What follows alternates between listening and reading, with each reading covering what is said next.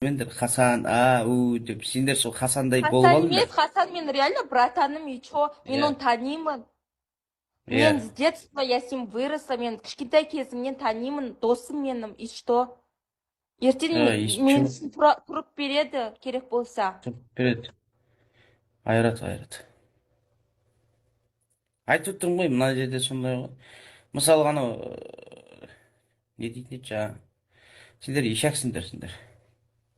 Кім? Бұлар атаңа қалады. Анау жазып отырған комментарий жазып отырған адамдар айтамын. Қашан Просто қайтасың үйге? сендер Хасан туралы дұрыстап білмейсіңдер.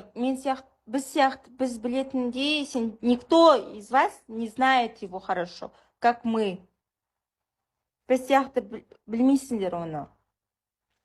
Не айналасады, не істейді, вообще ештеңке білмейсіңдер сендер ол туралы. Иә.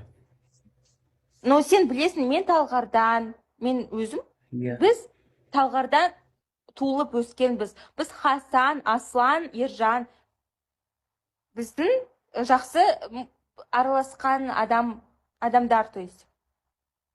Да. Надо будет, блядь, көтіні айырады біз үшін.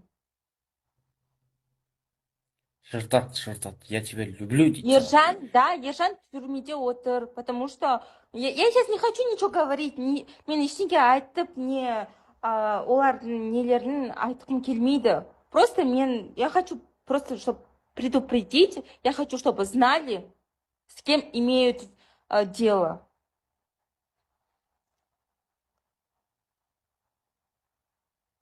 Не ол жап-жас болып алып, таң атпай ұрсып. Экстрим, блядь, қотақ жемей, блядь, жоғал.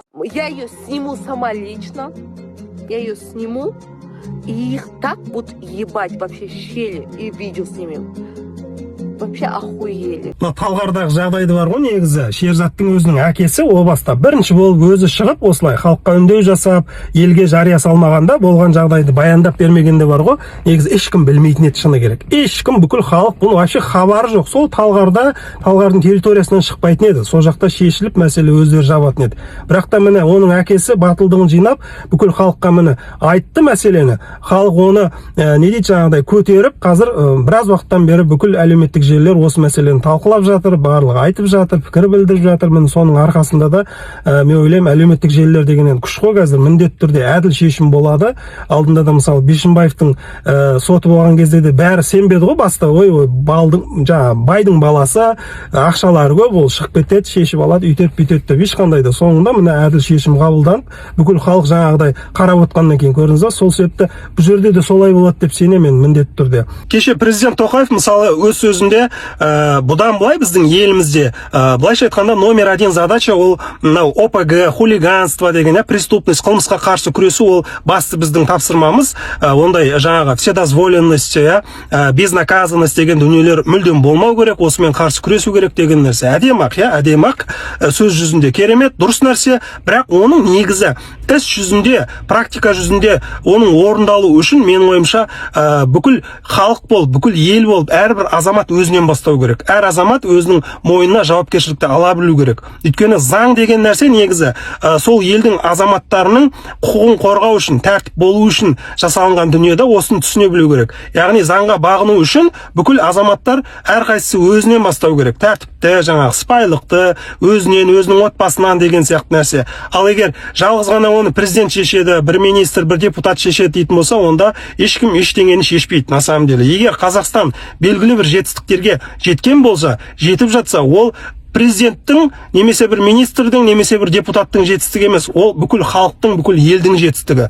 Бүкіл ел болып қана белгілі бір жетістікке жетуге болады деп ойлаймын мен негізі. Ал енді келіп, мысалы, әрбір блогер немесе әрбір журналистің аузын жауып, ешкімге ештеңені айтқызбайтын болса, тағы басқа болатын болса, онда президенттің айтып отырған задачасы негізі орындалу ол екіталай. Ол орындалу мүмкін емес даже. Өйткені мен түсінемін, мысалы кейбір азаматтар әлеуметтік желілерді пайдаланып теріс информация береді. Информацияны бұрмалайды, біреуді немесе балағаттайды, митингке шақырады, тағы басқа арамдатушылықпен айналса да, оның барлық міндетті түрде олар менің ойымша қылмыскерлер. Олар жазасын алу керек, ондайға жол жол бермеу керек керісінше.